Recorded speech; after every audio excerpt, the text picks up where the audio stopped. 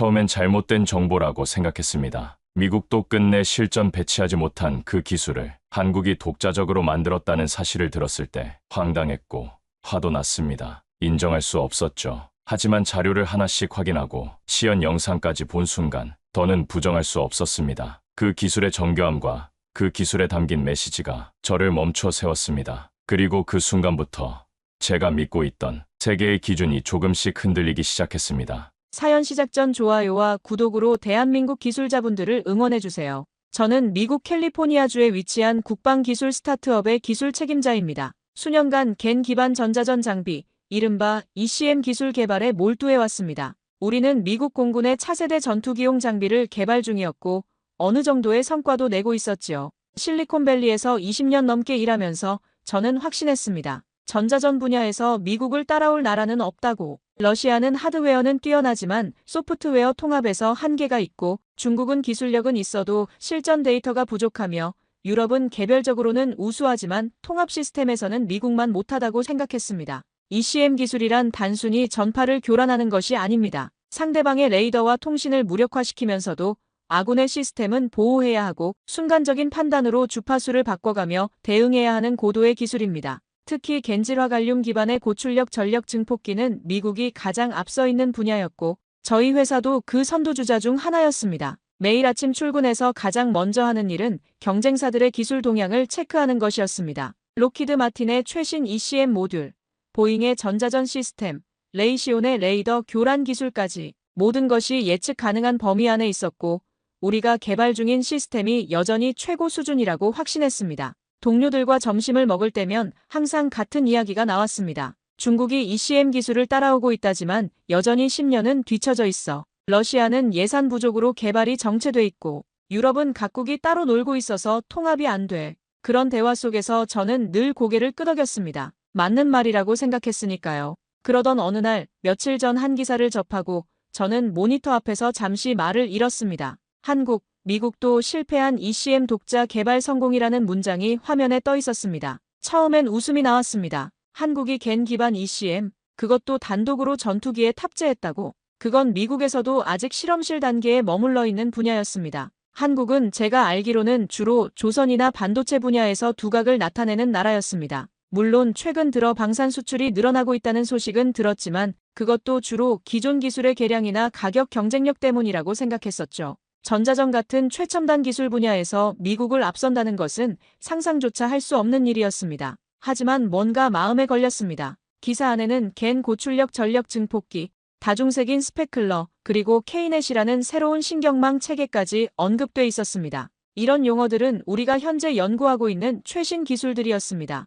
저는 본능적으로 느꼈습니다. 이건 그냥 넘길 수 있는 수준이 아니라는 것을요. 그날 저녁, 저는 기술팀 단톡방에 그 기사를 공유했습니다. 혹시 아는 사람 있나? 한국이 진짜 이걸 해냈다고. 대부분의 반응은 회의적이었지만 한 후배가 말했습니다. 이거 방사청에서 실험까지 공개한 모양입니다. 영상도 올라왔습니다. 잠시 후, 저는 그 시연 영상을 보기 시작했습니다. 화면 속에는 한국 전투기가 장거리 표적을 향해 전자교란을 시도하는 장면이 나왔고 약 3초 만에 적기의 센서와 통신이 모두 마비됐습니다. 간섭 신호가 퍼져나가는 패턴, 반응 속도, 주파수 자동 탐색 능력. 저건 실험실 수준이 아니었습니다. 그 순간 저는 차갑게 식었습니다. 기술자의 눈은 속일 수 없습니다. 저건 실제 전투를 상정한 교란 기술이었고 저희가 아직 실패하고 있던 단계였습니다. 특히 3초라는 시간은 말이 안 되는 수준이었습니다. 우리가 실험실에서 구현하고 있는 시스템도 최소 10초는 걸렸거든요. 그게 정말 한국에서 나왔다고.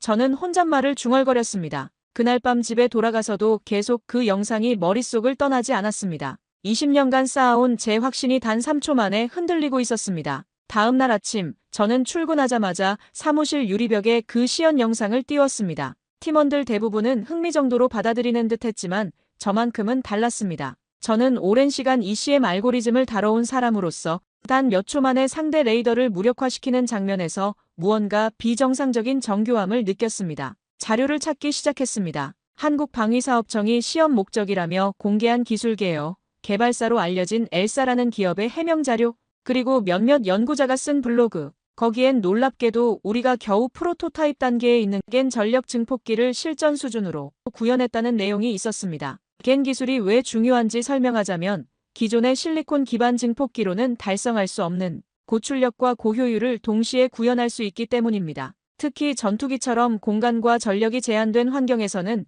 겐 기반 증폭기가 필수적입니다. 하지만 이 기술은 극도로 까다로워서 미국 내에서도 몇몇 대기업만이 연구하고 있는 분야였습니다. 심지어 전력 손실을 줄이기 위해 다중색인 스페클러라는 기술을 썼다더군요. 그것도 독자 설계로 전파를 순간적으로 흩뿌리되 스펙트럼 간섭률을 최소화한다는 그 기술은 저희가 막 실험 중이던 기술이었습니다. 이론적으로는 가능하다고 알려져 있었지만 실제 구현에는 엄청난 기술적 난제들이 있었거든요. 더욱 놀라운 것은 K넷이라는 통합 제어 시스템이었습니다. 전자전 교란, 방어, 항공기 상태, 모니터링을 하나의 신경망으로 통합 제어한다는 개념 자체가 우리가 꿈꾸고 있던 미래 기술이었습니다. 우리도 비슷한 시스템을 연구하고 있었지만 각 모듈 간의 호환성 문제로 계속 난항을 겪고 있던 상황이었죠. 그때부터는 기술보다 더 복잡한 감정이 제 안에 떠올랐습니다. 솔직히 말하자면 자존심이 상했습니다. ECM은 단순한 전자장비가 아닙니다. 전투기 생존율을 결정짓는 심장 같은 기술이고 미국 내에서도 ECM 기술은 고급 중의 고급 분야입니다. 국가 기밀에 가까운 기술이기도 하고요. 그런 분야에서 한 번도 주목하지 않았던 나라가 우리보다 먼저 실전 적용을 했다니 믿기 어려웠습니다. 혹시 과장된 것은 아닌지, 실제로는 기존 기술의 조합에 불과한 것은 아닌지 의심스러웠습니다. 팀의 한 엔지니어가 제게 말했습니다. CTO님, 이건 진짜 해낸 것 같습니다. 영상 시점에서 드론 3기 이상이 3초 내에 방향을 잃었어요. 교란 주파수가 자동 추적되면서 동기화도 됐고요. 저는 아무 말도 하지 못했습니다. 기술적으로 분석해보면 분명히 우리가 못 해낸 것들이었습니다. 특히 실시간 주파수 호핑과 다중 표적 동시 교란은 우리가 이론적으로만 검토하고 있던 기능들이었거든요. 그날은 온종일 책상 앞에서 한국 ECM 관련 자료를 수집했습니다. 특히 눈에 들어온 건 K넷이라는 통합 플랫폼이었습니다. 전파 교란, 방어, 항공기 상태를 한 번에 제어하는 뇌 역할을 하는 시스템이라는데 우리조차 아직 그렇게 완성된 시스템은 없었습니다.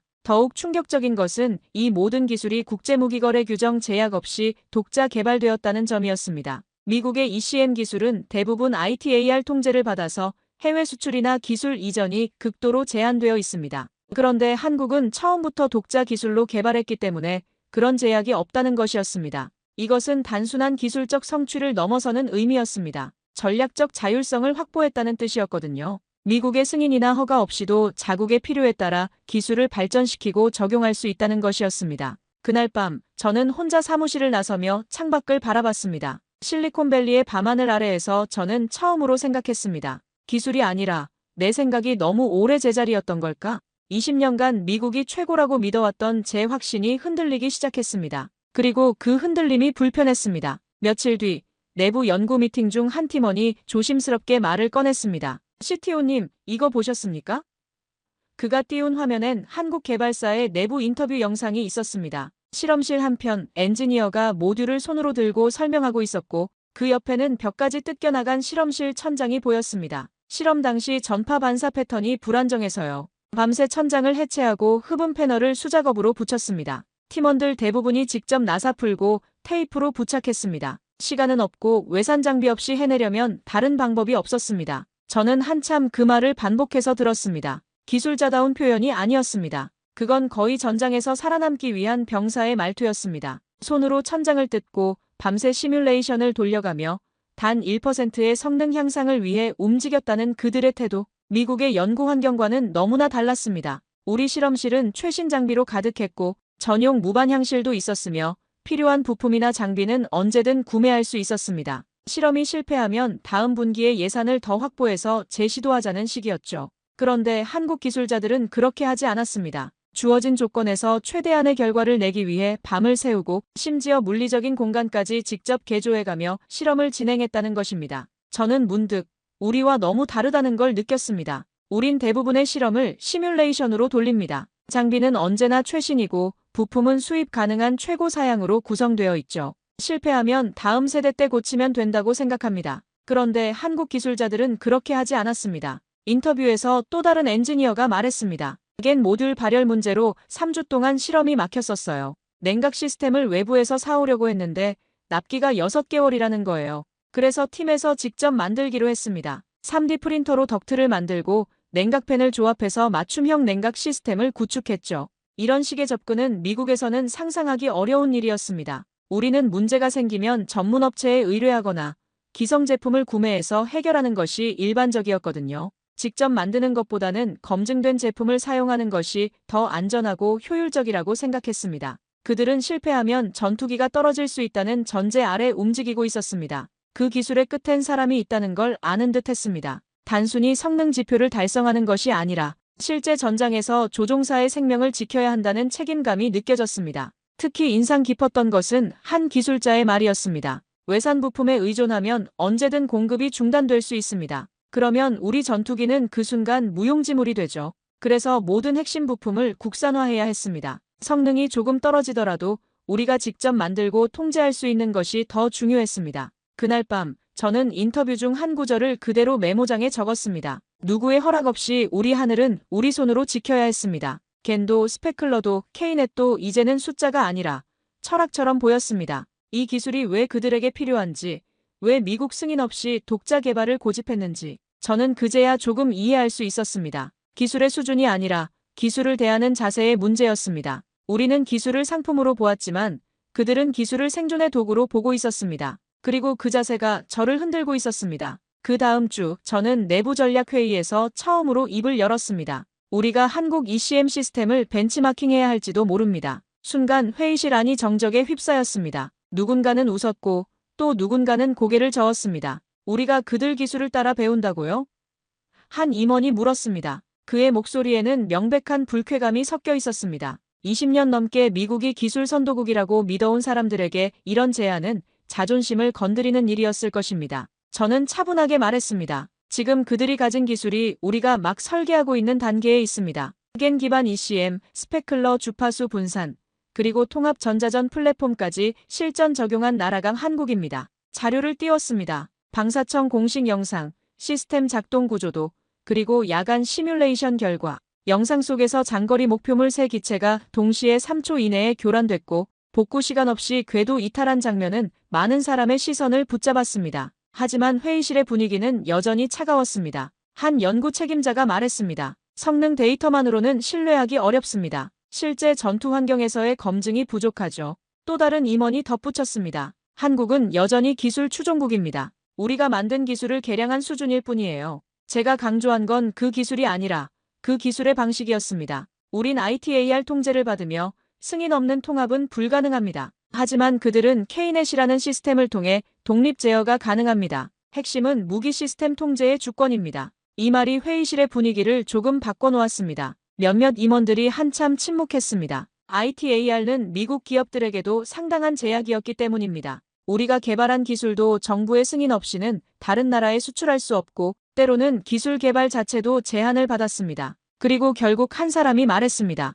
그건 기술이 아니라 정치 문제 아닙니까? 저는 가볍게 고개를 저었습니다. 정치가 기술을 가로막는다면 우리는 기술자가 아닙니다. 그 순간 회의실이 다시 조용해졌습니다. 제 말이 너무 직설적이었나 싶었지만 저는 진심이었습니다. 우리가 기술자라면 기술의 가능성을 정치적 편견으로 막아서는 안 된다고 생각했습니다. 회의가 끝난 뒤 저보다 10살 어린 후배가 다가와 말했습니다. CTO님, 오늘 말씀 듣고 충격받았습니다. 한국에서 그런 수준이 나올 줄은 몰랐습니다. 저는 웃지 않았습니다. 오히려 복잡한 감정이었죠. 왜냐하면 저도 몰랐거든요. 단지 영상 몇 개와 자료만으로도 그들의 기술이 내 마음을 뒤흔들 수 있다는 걸. 그날 저녁 집에 돌아가서 한국 ECM 관련 논문들을 더 찾아봤습니다. 놀랍게도 이미 5년 전부터 관련 연구가 학회에 발표되고 있었습니다. 우리가 주목하지 않았을 뿐 그들은 꾸준히 자신들만의 길을 걸어가고 있었던 것입니다. 특히 인상 깊었던 것은 논문의 결론 부분이었습니다. 본 연구는 외부 기술 의존도를 최소화하여 전자전 시스템의 자주성을 확보하는 것을 목표로 한다. 단순한 기술 논문이 아니라 국가적 철학이 담긴 연구였습니다. 그날 이후 저는 스스로에게 자주 묻기 시작했습니다. 우린 정말 세계 최고였던 걸까?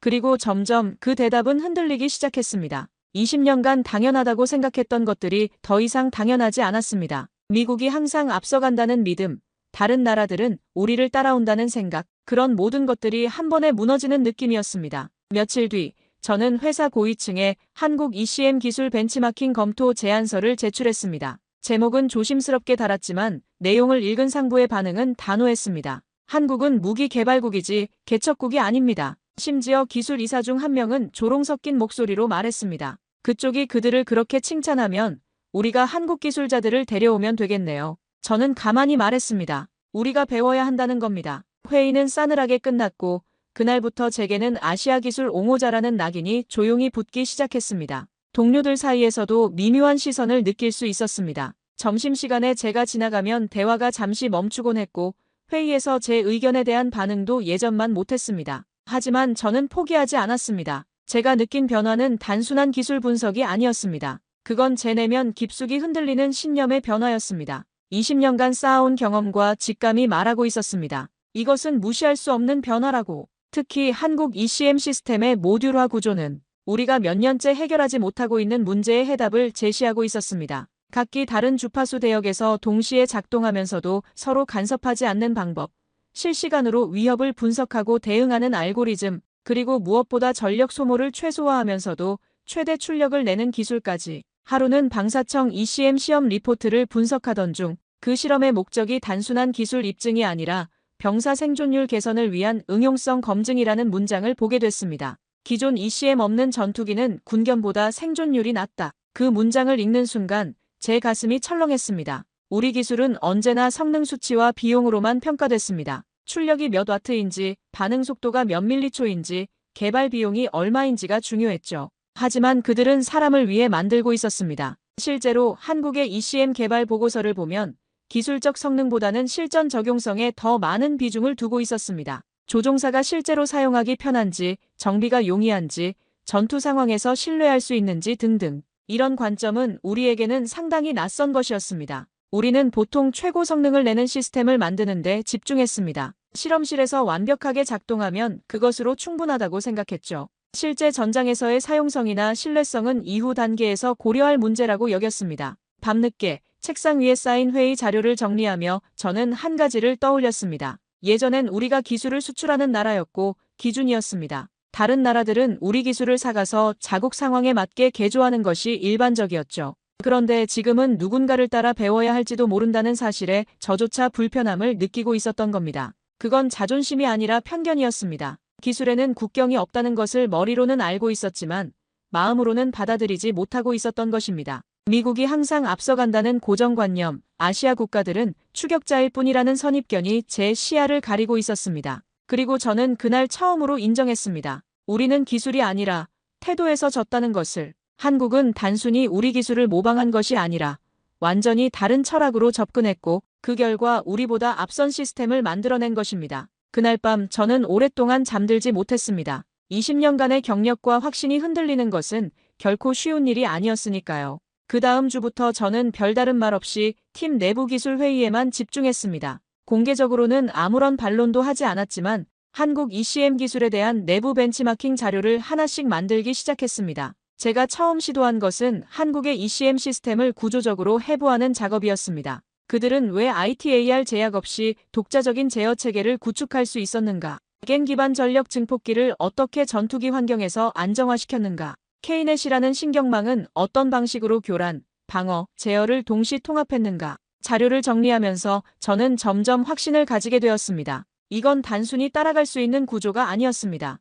그들은 처음부터 복제가 아니라 생존을 목표로 시작했던 겁니다. 특히 놀라웠던 것은 그들의 시스템 아키텍처였습니다. 우리가 보통 하향식으로 설계한다면 한국은 상향식으로 접근했더군요. 개별 모듈의 완성도를 먼저 확보한 후 이를 통합하는 방식이었습니다. 이렇게 하면 하나의 모듈에 문제가 생겨도 전체 시스템이 마비되지 않는 장점이 있었습니다. 한밤중 회사 회의실에서 저 혼자 프레젠테이션을 만들어 보고 있었습니다. 가상의 기술 세미나를 상정해 제가 한국 기술을 미국 연구진에게 어떻게 설명할지를 정리한 것이었죠. 슬라이드 첫 장에는 이런 문장을 적었습니다. 이건 기술이 아니라 생존의 언어였습니다. 그 과정에서 저는 많은 것을 깨달았습니다. 우리가 놓치고 있던 관점들, 기술 개발에 대한 근본적인 철학의 차이들 말이죠. 한국의 ECM 개발진들은 단순히 더 좋은 시스템을 만드는 것이 아니라 반드시 작동해야 하는 시스템을 만들고 있었던 것입니다. 얼마 뒤 우리 회사 내부에 신입 기술자 교육 세션이 있었습니다. 제가 발표를 맡았고 저는 슬라이드 속 ECM 사례 중 하나로 KF21의 ECM 구조를 간단히 소개했습니다. 공식적으로는 해외 동향 분석 차원에서 포함시킨 것이었죠. 그 순간 한 신입이 손을 들었습니다. 이거 한국에서 만든 겁니까? 네, 그 정도로 가능해요. 저는 고개를 끄덕이며 말했습니다. 가능할 뿐 아니라 이미 시험도 끝났습니다. 신입들은 말이 없었습니다. 몇몇은 노트북에 뭔가를 적기 시작했고 기술자 한 명은 저에게 다가와 말했습니다. 이 자료 나중에 따로 좀 받을 수 있을까요? 그날 교육이 끝나고 저는 몇몇 신입 엔지니어들과 비공식적인 토론을 가졌습니다. 그들의 반응은 기존 임원들과는 달랐습니다. 선입견이 적었고 순수하게 기술적 관점에서 접근했죠. 정말 3초 만에 저 정도 교란이 가능한 건가요? 겐 증폭기를 전투기에 실장하는 게 기술적으로 어떤 의미인지 설명해 주세요. K넷 같은 통합 시스템을 우리도 만들 수 있을까요? 이런 질문들을 받으면서 저는 깨달았습니다. 젊은 엔지니어들은 한국 기술에 대해 거부감이 없다는 것을, 오히려 호기심과 배움의 자세를 보이고 있었습니다. 그날 밤 저는 깨달았습니다. 거창한 혁명이 아니더라도 진심을 담은 정보 하나가 누군가의 인식을 바꿀 수 있다는 걸요. 당장 회사 전체의 방향을 바꿀 수는 없더라도 적어도 다음 세대의 엔지니어들에게는 편견 없는 시각을 전해줄 수 있다는 것을, 그 작은 변화가 어쩌면 다음 기술의 시작이 될지도 모른다고 생각했습니다. 그리고 그것만으로도 제가 하고 있는 일에 의미가 있다고 느꼈습니다. 몇 주 뒤 미국 동부의 군수과학자 포럼에서 ECM 기술 트렌드를 다루는 발표를 맡게 되었습니다. 주제는 전자전 시스템 방향성이었고 제 발표는 마지막 순서였습니다. 참석자는 미 국방부 산하의 연구 책임자들과 방산업체 CTO들, 전통적으로 유럽, 이스라엘, 미국 사례만 다루는 이 포럼에 아시아 국가는 단 한 번도 언급된 적이 없었습니다. 하지만 저는 발표 마지막 장에 슬라이드 하나를 삽입했습니다. 배경은 KF21 시험기지,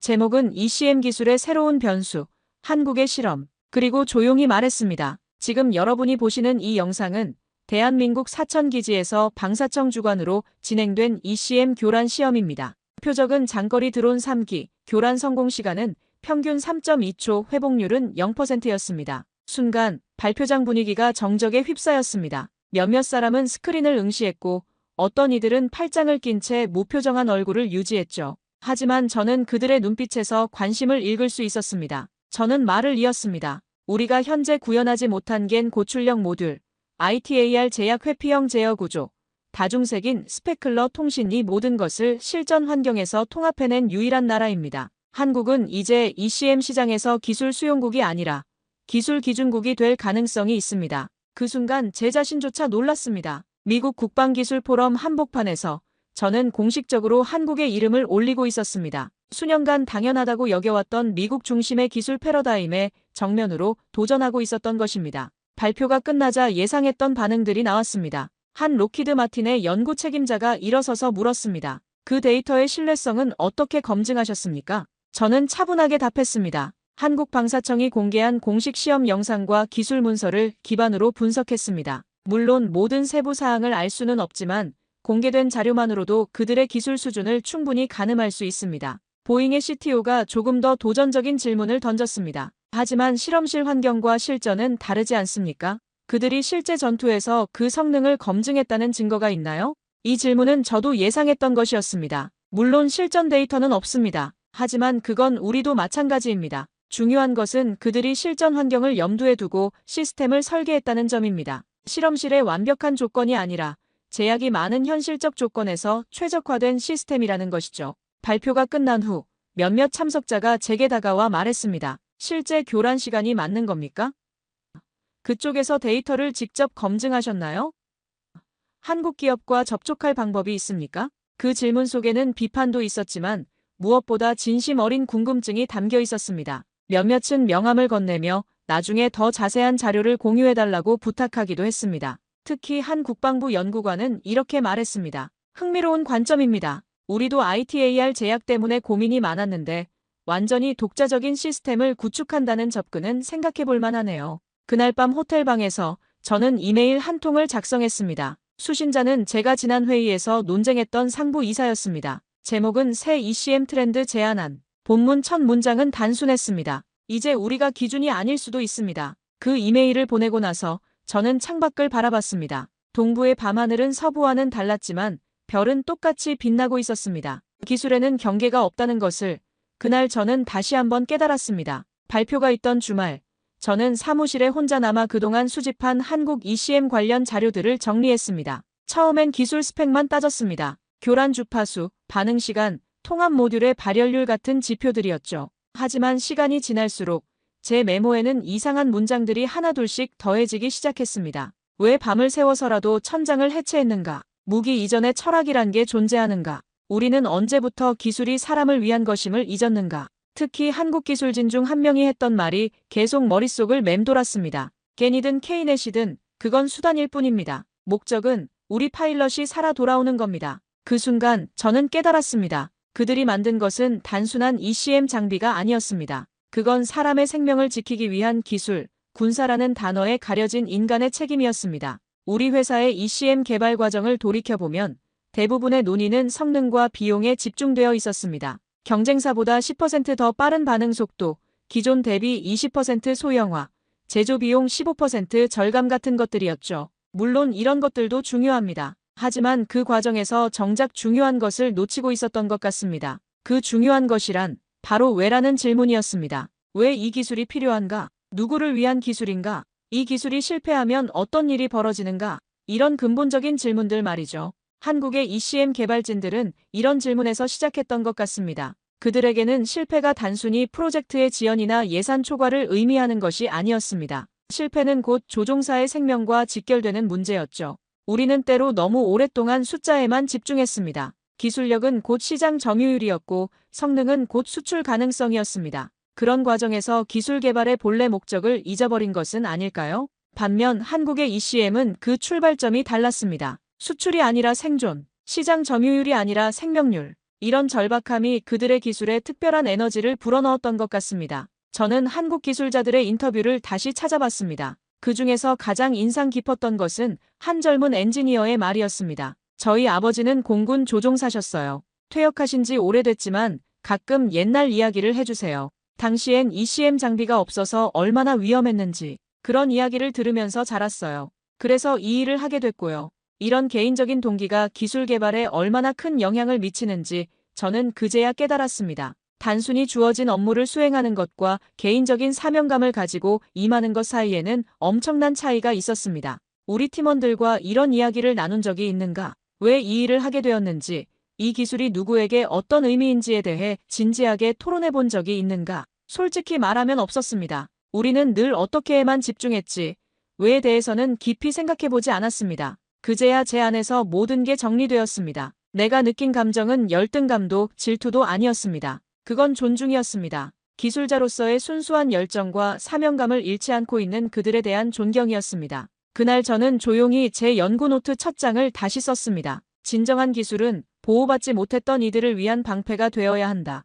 그리고 그 문장 밑에 저는 작게 한 줄을 덧붙였습니다. 배우자, 그리고 기억하자. 그들이 남긴 기술의 철학을. 그로부터 한 달 뒤, 저는 우리 회사 내부 전략 보고서의 첨부 문건에 조용히 한 항목을 추가했습니다. 제3국 ECM 통합 플랫폼 비교 분석 사례 대한민국 KF21. 표면상은 단순한 벤치마크 문서였지만 그 문서 안에는 지금까지 제가 수집하고 분석한 한국 ECM 시스템에 대한 세부 내용이 들어 있었습니다. 스펙만 나열하지 않았습니다. 그 기술이 어떤 철학에서 출발했고 어떤 절박함이 기반이 되었는지까지 기록했습니다. 특히 저는 한국 시스템의 자립성에 주목했습니다. ITAR 제약을 받지 않는다는 것이 단순히 수출에 유리하다는 의미를 넘어서 기술적 자주권을 확보했다는 전략적 의미가 있었습니다. 언제든 필요에 따라 시스템을 개선하고 확장할 수 있다는 것이었죠. 그 문서는 조용히 시스템 운영본부에 전달되었고 얼마 뒤 내부기술위원회가 다시 열렸습니다. 공식 회의 자료엔 KF21 사례는 중립적 참고용이라 적혀 있었지만 몇몇 팀장이 슬라이드를 넘기며 의미심장한 눈빛을 교환하는 걸 저는 분명히 보았습니다.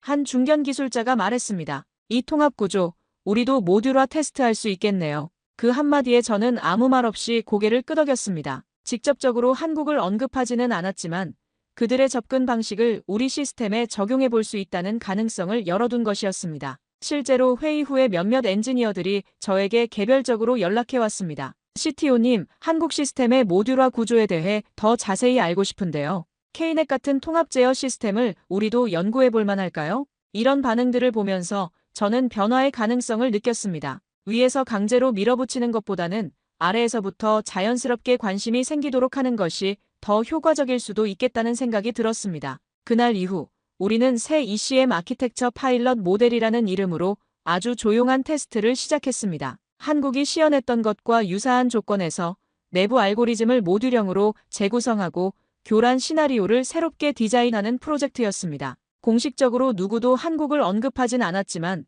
그 기술이 만들어낸 흔적은 분명히 이곳에도 남아 있었습니다. 팀원들 사이에서도 미묘한 변화가 생기기 시작했죠. 그쪽 기술자들 인터뷰 보셨습니까? 밤샘으로 실험 돌렸다던데 그 장비 상태로는 진짜 대단한 거예요. 우리도 저런 식으로 접근해보면 어떨까요? 이런 대화들이 자연스럽게 오가기 시작했습니다. 저는 말없이 웃었습니다. 이것이 제가 원했던 방식이었습니다. 몇 주 후 파일럿 프로젝트에서 흥미로운 결과가 나왔습니다. 한국식 모듈화 구조를 부분적으로 적용한 시스템에서 기존보다 30% 빠른 응답 속도를 얻을 수 있었던 것입니다. 물론 아직 초기 단계였지만 분명한 가능성을 보여주는 결과였습니다. 그 결과를 본 한 팀장이 저에게 말했습니다. 이 구조 정말 효과적이네요. 어디서 아이디어를 얻으셨습니까? 저는 조심스럽게 답했습니다. 해외 동향 분석하다가 발견한 접근법입니다. 생각보다 실용적이더군요. 크게 외치지 않아도, 누구의 손을 빌리지 않아도 진심을 담은 기술 하나가 사람을 바꿀 수 있다는 것. 그것이 제가 한국 ECM에서 배운 가장 큰 교훈이었습니다. 그리고 저는 점점 확신하게 되었습니다. 기술은 결국 조용히 사람의 마음을 흔드는 힘이 있다는 것을, 정치나 편견보다 강한 힘이 있다는 것을. 지금 돌이켜보면 처음 한국 ECM 기사를 보던 그 순간이 제 인생의 전환점이었습니다. 처음엔 자존심이었습니다. 우리가 못한 걸 그들이 했다고. 그건 받아들이기 어려운 감정이었죠. 하지만 시간이 지날수록 그것은 기술의 문제가 아니라 태도의 문제였다는 걸 깨달았습니다. 그들은 기술을 만들기 전에 철학을 먼저 세웠고 실험을 하기 전에 책임을 먼저 떠안았습니다. 전투기의 생존율, 병사의 안전, 나라의 방어권, 그 모든 무게를 ECM이라는 작은 장비에 담아낸 사람들이었습니다. 제가 처음 기술자가 되겠다고 마음먹었을 때도 그랬던 것 같습니다. 누군가를 지키고 싶어서, 세상을 조금이라도 안전하게 만들고 싶어서. 하지만 시간이 지나면서 그 초심을 잊고 수치와 성능에만 집중하며 살았습니다. 실리콘밸리에서 20년을 일하면서 저는 점점 비즈니스맨이 되어갔습니다. 기술의 의미보다는 시장성을, 연구의 가치보다는 수익성을 먼저 생각하게 되었죠. 그것이 나쁜 것은 아니지만 어느 순간 제가 왜 이 일을 시작했는지를 잊고 있었던 것 같습니다. 그런 저에게 서울에서 들려온 그 조용한 기술 하나가 다시 물었습니다. 당신이 만드는 기술은 누구를 위한 것입니까? 그 질문 앞에서 저는 한참을 멈춰 서야 했습니다. 우리가 개발하는 ECM 시스템이 누구를 지키기 위한 것인지, 왜 필요한 것인지에 대해 진지하게 생각해 본 것이 언제였는지 기억나지 않았거든요. 한국의 기술자들은 달랐습니다. 그들에게는 명확한 목적이 있었습니다. 자국의 조종사를 지키고 영공을 수호하며 더 나아가 세계 평화에 기여한다는 큰 그림이 있었죠. 그런 목적의식이 밤새 천장을 뜯어내고 직접 부품을 만들어가며 완성해낸 기술의 원동력이었던 것입니다. 이제 저는 더 이상 한국을 변방의 추격자라고 부르지 않습니다. 그들은 이미 그들만의 길을 걷고 있었고 이제는 우리가 따라가야 할 기준이 되어 있었습니다. 기술적 성능뿐만 아니라 개발 철학에서도 말이죠. 몇 달 전 우리 회사에서도 작은 변화가 시작되었습니다. 신규 프로젝트를 시작할 때 왜라는 질문을 먼저 던지기 시작했습니다. 이 기술이 왜 필요한가? 누구를 위한 것인가? 성공하면 어떤 가치를 만들어낼 수 있는가? 아직은 작은 변화지만 분명히 달라지고 있습니다.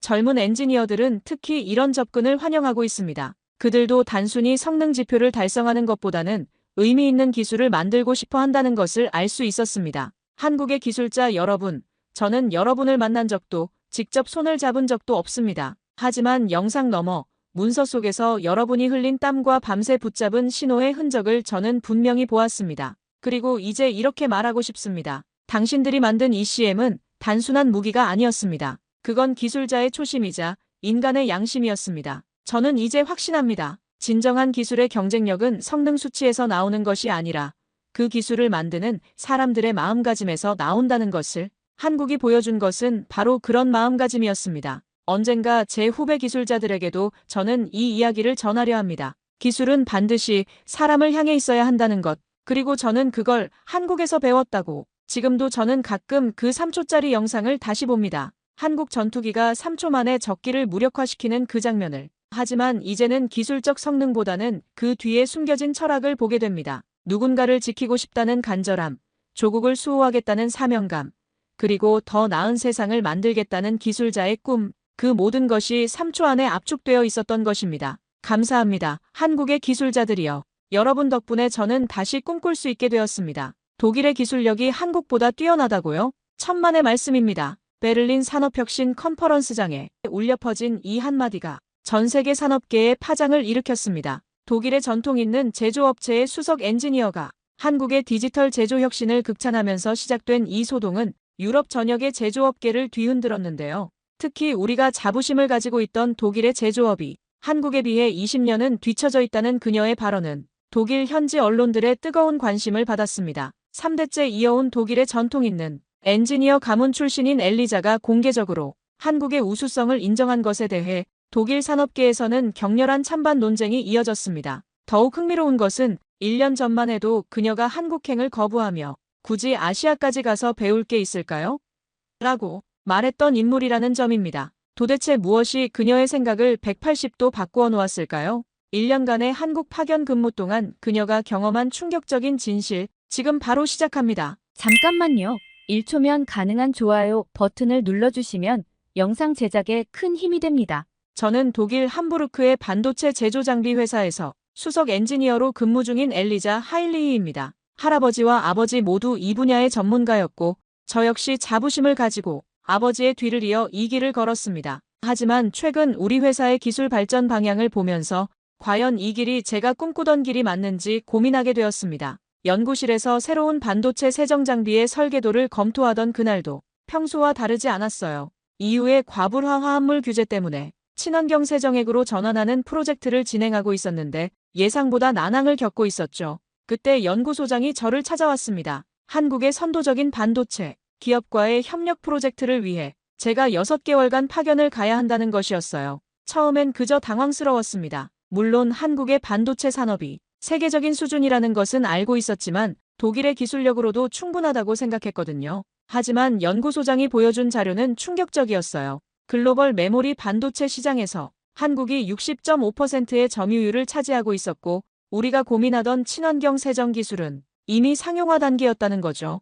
우리 회사는 실제로 심각한 위기에 직면해 있었습니다. 이후의 환경 규제는 갈수록 엄격해졌고 숙련된 인력은 턱없이 부족했죠. 게다가 예산 동결로 신규 투자마저 지연되고 있었어요. 그동안의 실적 하락과 주요 고객사들의 이탈은 우리의 현실을 더욱 냉정하게 보여주고 있었습니다. 하룻밤의 고민 끝에 저는 파견을 받아들였어요. 3대째 이어온 우리 가문의 기술연구소에서 그 명성을 지켜내야 한다는 책임감이 제 선택에 큰 영향을 미쳤죠. 그 순간만 해도 이것이 새로운 시작이 될 줄은 전혀 몰랐습니다. 파견을 앞둔 마지막 날, 아버지는 의미심장한 말씀을 하셨어요. 세상이 변하고 있단다. 우리의 자부심도 이제는 변화가 필요할지 모르겠구나. 그때는 그 말씀의 의미를 정확히 이해하지 못했어요. 하지만 지금 생각하면 아버지는 이미 알고 계셨던 것 같아요. 우리가 맞이하게 될 거대한 변화의 물결을요. 서울행 비행기를 타기 전 제 책상 위에는 여전히 해결하지 못한 친환경 세정 기술의 설계도가 놓여 있었습니다. 그때는 몰랐죠. 제가 찾던 답이 8,500km 떨어진 곳에 있다는 사실을요.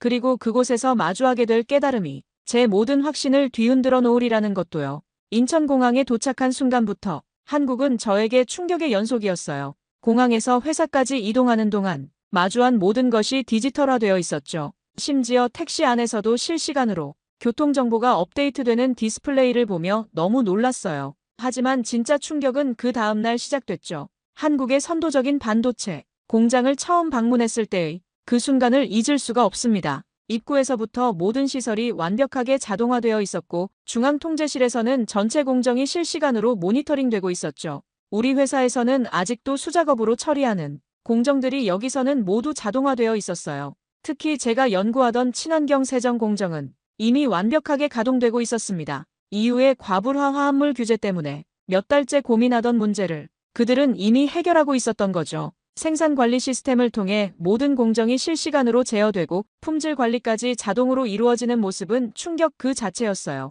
더욱 놀라운 것은 물류 시스템이었습니다. 전체 공장이 하나의 유기체처럼 움직이고 있었어요. 원재료가 들어오는 순간부터 완제품이 출하되는 순간까지 모든 과정이 실시간으로 추적되고 관리되었죠.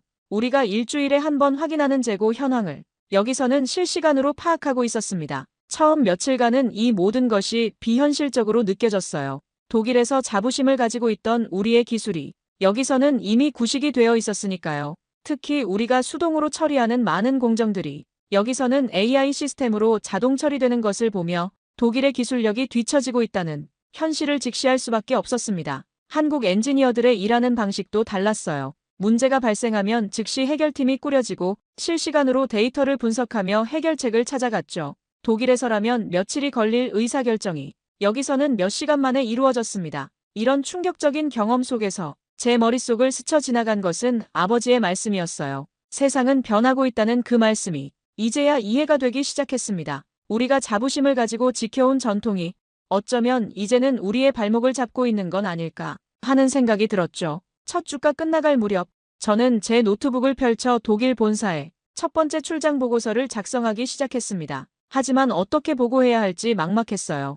우리가 자랑스럽게 여기던 기술력이 여기서는 이미 과거가 되어버린 현실을 과연 어떻게 전달해야 할지 막막했습니다. 독일로 첫 번째 보고서를 보낸 후 반응은 예상대로 냉담했습니다. 현실을 있는 그대로 전달했음에도 본사의 고위 임원들은 제가 지나치게 과대 포장하고 있다며 의심의 눈초리를 보냈죠. 사실 이해가 됐어요. 우리는 그동안 독일의 인더스트리 4.0을 자랑스럽게 여겨왔으니까요. 하지만 현실은 달랐습니다. 실제 데이터를 살펴보면서 더욱 큰 충격을 받았어요. 한국은 이미 메모리 반도체 분야에서 세계 시장 점유율 2위를 차지하고 있었고 우리 독일은 반도체 생산보다는 수입에 의존하고 있었거든요. 기계공학 강국이라는 자부심이 오히려 발목을 잡고 있었던 거죠. 특히 스마트 팩토리 분야에서 큰 차이를 발견했습니다. 우리는 지멘스의 암베르크 공장을 자랑스럽게 생각했지만 그건 하나의 사례에 불과했어요. 반면 한국은 정부 주도로 제조업 전반에 걸쳐 스마트 팩토리를 확산시키고 있었죠. 환경 규제 대응에서도 차이가 났습니다. 독일은 환경 규제를 혁신의 기회로 삼으려 노력했지만 실제 기술 적용 면에서는 한국이 한 발 앞서 있었어요. 한국 기업들은 이미 규제를 넘어선 기술들을 개발하고 있었습니다. 그때 마침 독일에서 충격적인 뉴스가 들려왔습니다. 연방헌법재판소의 판결로 반도체 산업 투자 예산이 동결되었다는 소식이었어요. 주요 글로벌 반도체 기업들의 독일 공장 건설 계획마저 지연될 수 있다는 전망이 나왔죠. 이러한 소식을 접하며 독일 반도체 산업의 현주소를 더욱 실감하게 되었습니다. 한국에서의 근무가 2달째로 접어들면서 우리가 직면한 문제들이 더욱 선명하게 보이기 시작했어요. 독일의 반도체 산업은 단순히 기술력의 문제만이 아닌 구조적인 위기에 직면해 있었던 거죠. 숙련된 인력은 부족했고 글로벌 공급망의 불안정성은 생산에 직접적인 영향을 미치고 있었습니다. 하지만 이러한 위기 속에서도 희망을 발견할 수 있었죠. 한국의 시스템을 연구하면서 우리가 나아가야 할 방향이 보이기 시작했어요. 단순히 기술을 따라잡는 것이 아니라 우리만의 강점을 살리면서 디지털 혁신을 이뤄내야 한다는 것을 깨달았습니다. 어느 날 저녁 연구소에서 늦게까지 일하다 문득 창밖을 바라보았어요. 반도체 공장의 불빛이 마치 별처럼 반짝이고 있었죠. 그때 든 생각은 우리가 직면한 이 모든 도전 과제들이 어쩌면 새로운 기회가 될 수 있다는 것이었습니다. 독일의 정밀 기계 기술력과 한국의 디지털 혁신이 만나면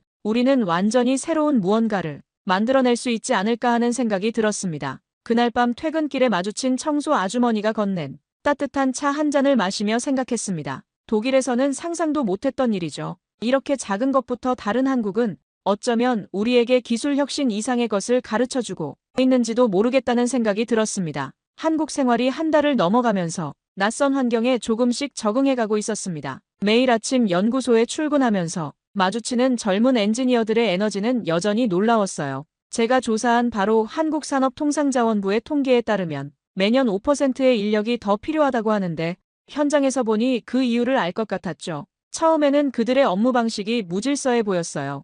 회의실에서 격렬한 토론이 오가다가도 금세 웃음소리가 들리고 늦은 밤까지 작업하다가도 다음날 아침이면 어김없이 활기찬 모습으로 나타났죠. 독일에서의 체계적이고 차분한 분위기와는 너무나 달랐습니다. 특히 20대 초반의 젊은 엔지니어들과 일하는 것은 제게 큰 도전이었어요. 그들에게 디지털 기술은 마치 모국어처럼 자연스러웠고 새로운 시스템을 받아들이는 속도는 믿을 수 없을 정도로 빨랐죠. 독일에서라면 최소 일주일은 걸릴 설계 변경이 여기서는 하루 만에 이루어지는 경우도 있었습니다. 때로는 그들의 속도를 따라가지 못해 좌절감을 느낄 때도 있었어요. 제가 신중하게 검토하고 있는 동안 그들은 이미 3가지 다른 방안을 시도하고 결과를 도출해냈으니까요. 처음에는 이런 방식이 위험하다고 생각했지만 시간이 지날수록 그들의 빠른 실패, 빠른 학습 방식에서 새로운 가능성을 보게 되었습니다. 우리 팀의 프로젝트는 전통적인 방식과 애자일 방식이 혼합된 형태로 진행됐어요.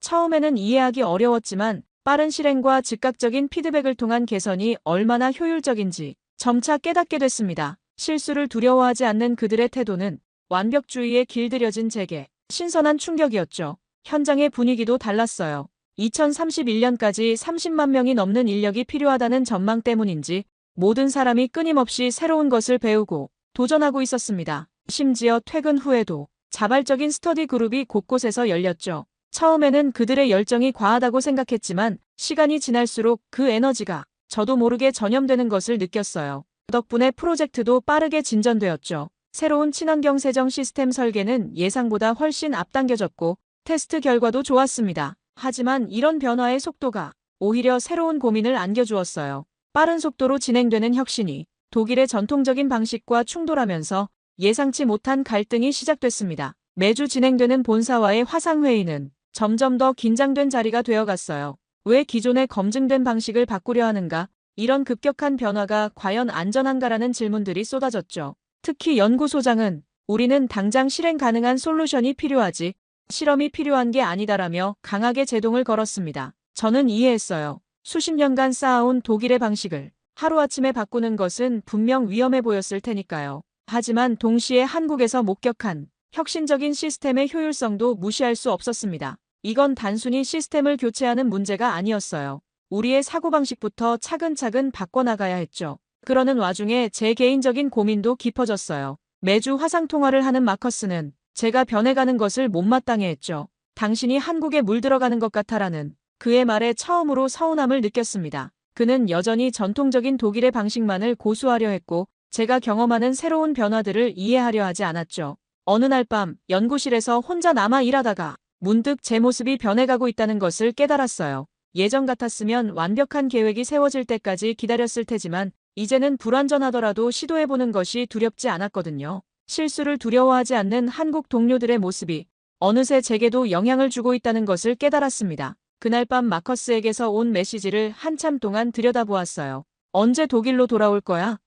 라는 짧은 질문이었죠. 하지만 저는 답장을 보내지 못했어요. 제가 돌아갈 독일이 더 이상 예전의 그 독일이 아닐 것 같더군요. 지금 생각해보면 그때 변한 건 독일이 아니라 제 자신이었던 것 같아요. 그렇게 한국에서의 시간이 지나갈수록 매일 아침 거울 속에서 조금씩 달라지는 제 모습을 발견했어요. 완벽을 추구하던 독일의 엔지니어에서 도전을 두려워하지 않는 새로운 모습으로 변해가고 있었죠. 그런 제 변화가 두렵기도 했지만 한편으로는 설레기도 했어요. 10만 명이 넘는 한국의 반도체 산업 인력들 속에서 저는 독일 기술의 새로운 가능성을 발견하고 있었으니까요. 그제서야 저는 깨달았답니다. 마커스의 말처럼 제가 한국에 물들어가는 것이 아니라 오히려 더 넓은 세상을 보게 된 것이라는 걸요. 때로는 익숙한 것들을 내려놓아야만 새로운 것을 배울 수 있다는 진리를 저는 그곳에서 조금씩 깨달아가고 있었죠. 서울의 봄은 생각보다 짧았습니다. 어느새 초여름의 습한 공기가 느껴지기 시작했을 무렵 우리 팀은 중요한 전환점을 맞이하게 됐어요.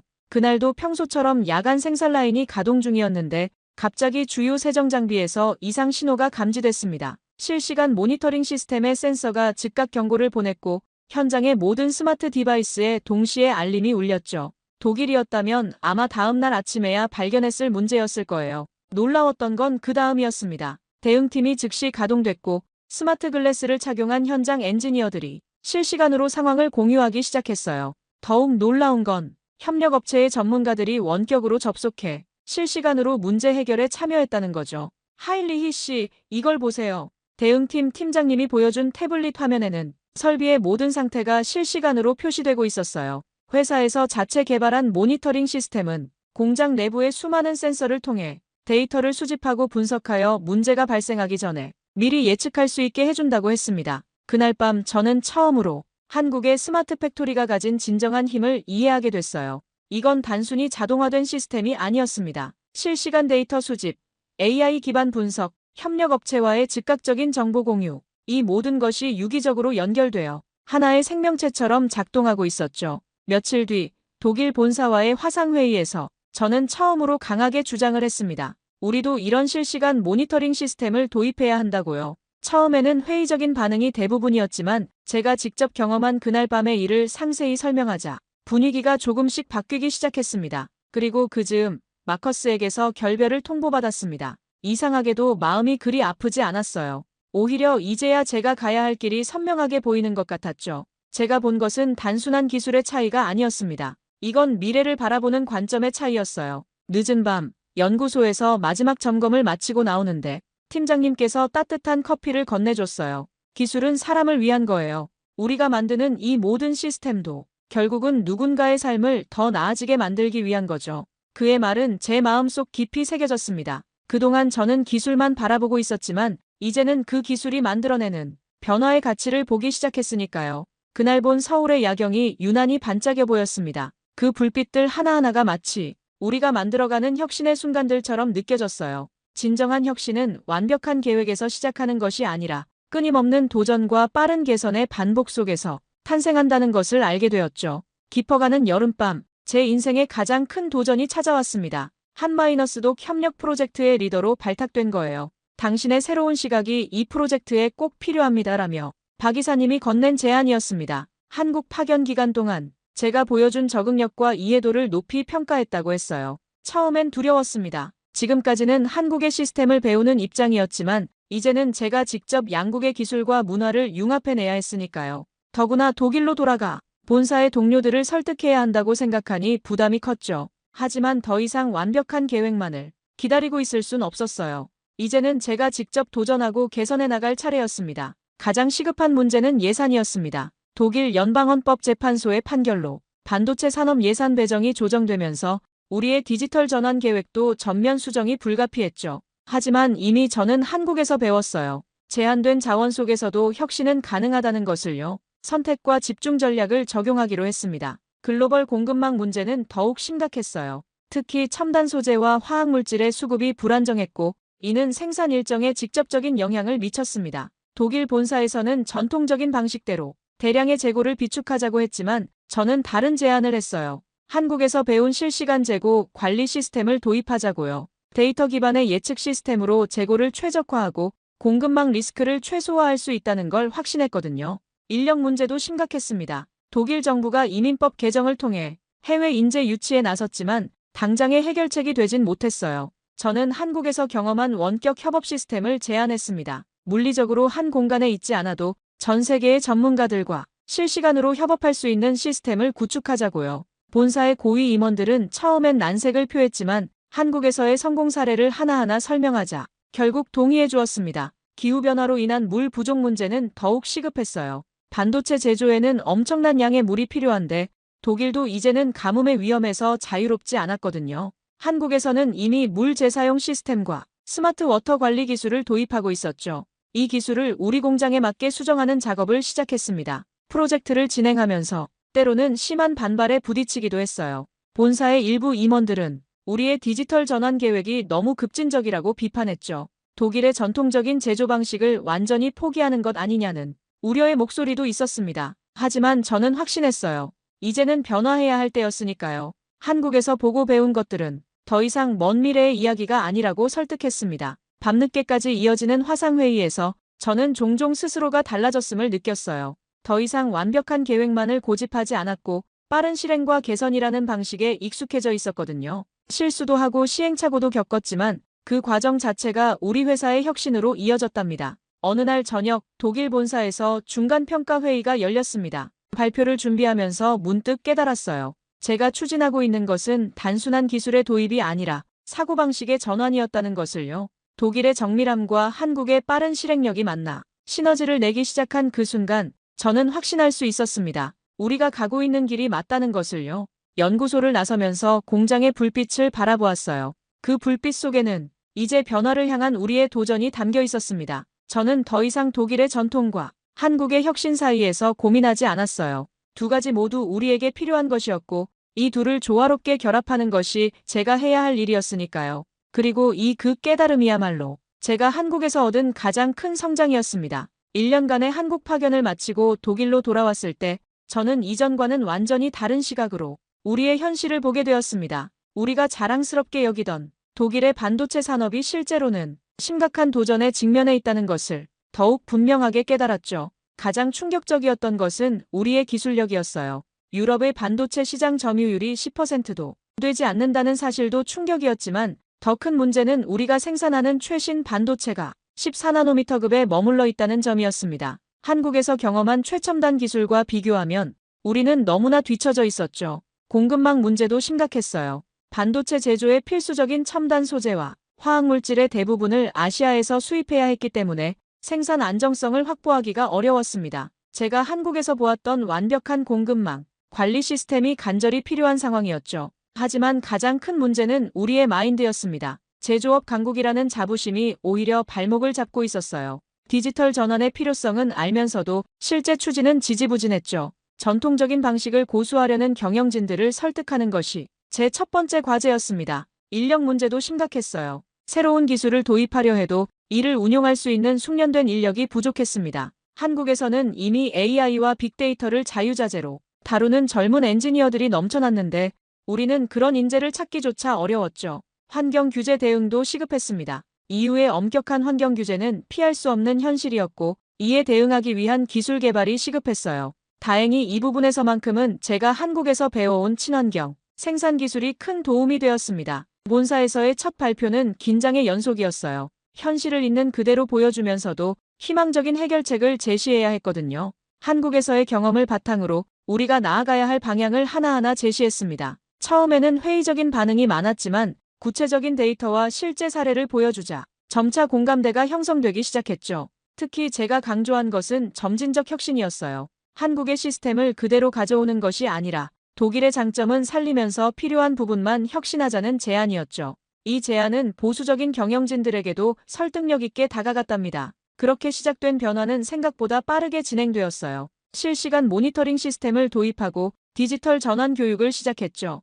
한국 파트너들과의 협력도 더욱 강화했죠. 그렇게 몇 개월이 흐르고 우리 회사는 놀라운 변화를 이뤄냈습니다. 처음에는 작은 변화였지만 그것이 눈덩이처럼 커져 이제는 전체 공장이 새로운 모습으로 탈바꿈하고 있어요. 특히 최신 디지털 기술을 도입한 우리의 새로운 클린룸은 기존 대비 필요 면적을 절반으로 줄이고 자재 소비도 40% 가까이 절감하는 놀라운 성과를 보여줬답니다. 가장 보람 있었던 것은 한마이너스독 산업기술협력센터와 함께 진행한 프로젝트였어요. 베를린에 새로 문을 연 이 센터를 통해 우리는 한국의 첨단 기술을 더 체계적으로 배울 수 있게 되었죠. 특히 AI와 바이오 분야에서의 공동 연구는 우리 회사의 새로운 가능성을 열어주었습니다. 변화는 거기서 그치지 않았어요. 제가 한국에서 경험한 것을 바탕으로 여성 엔지니어를 위한 멘토링 프로그램을 시작했습니다. 과학, 기술, 공학, 수학 분야에서 여성의 참여를 높이는 것이 얼마나 중요한지 한국에서 배웠거든요. 처음에는 작은 모임으로 시작했지만 이제는 회사를 대표하는 프로그램으로 자리 잡았답니다. 디지털 트윈 기술과 AI를 활용한 생산 공정, 최적화도 시작했어요. 한국에서 보았던 실시간 모니터링 시스템을 우리 방식으로 재해석한 거죠. 생산 시간은 줄어들고 품질은 향상되었으며 무엇보다 직원들의 만족도가 높아졌습니다. 아버지도 이제는 제 선택을 이해해 주세요.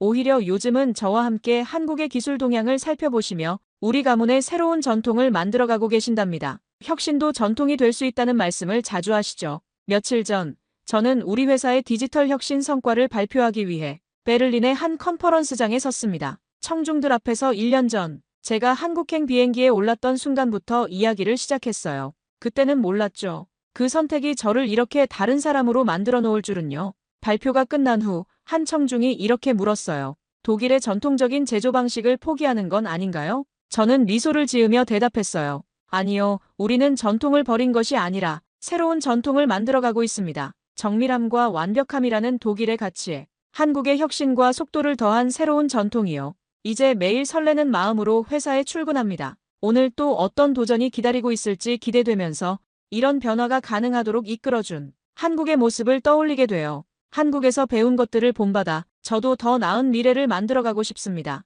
긴 제 이야기 들어주셔서 감사합니다. 오늘은 독일의 전통 있는 엔지니어, 가문 출신 엘리자 씨의 사연을 들어보았습니다. 한국의 앞선 반도체 제조 기술과 스마트 팩토리 시스템을 통해 글로벌 디지털 혁신을 선도하는 우리나라의 위상을 다시 한번 확인할 수 있었던 시간이었습니다. 특히 실시간 모니터링 시스템과 신속한 문제 해결 능력, 빠른 의사결정 문화는 독일의 전통적인 제조 방식에 신선한 충격을 주었다는 점이 인상적이었는데요. 한국의 디지털 전환 노하우가 독일의 제조업 혁신을 이끌어낸 것처럼 앞으로도 우리나라의 기술력이 세계 산업 발전에 어떤 영향을 미칠지 기대가 됩니다. 여러분은 한국의 스마트 팩토리와 디지털 혁신에 대해 어떻게 생각하시나요? 우리나라의 기술력이 세계에 미치는 영향에 대한 여러분의 의견을 댓글로 남겨주세요. 감동뭉클에서는 여러분의 소중한 마음을 모아 사연 주인공들에게 전해드리고 있습니다. 여러분 주변에 감동적이거나 재미있는 실제 사연들을 제보받고 있으니